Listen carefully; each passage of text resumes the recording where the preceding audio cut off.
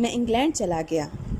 میں نے اپنی ساری زندگی تعلیم اور محنت کو اہمیت دی۔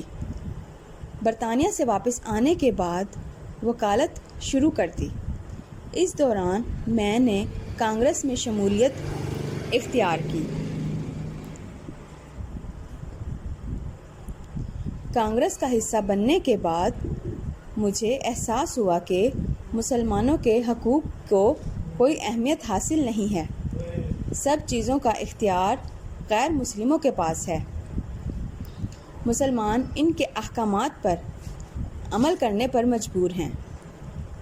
یہ سب دیکھنے اور محسوس کرنے کے بعد میری سوچ میں انقلاب آیا کہ کیوں نہ مسلمانوں کے لیے ایک الگ جماعت قائم کی جائے اور ان کے حق کے لیے لڑا جائے۔ میں نے 2 قومی نظریہ پیش کیا۔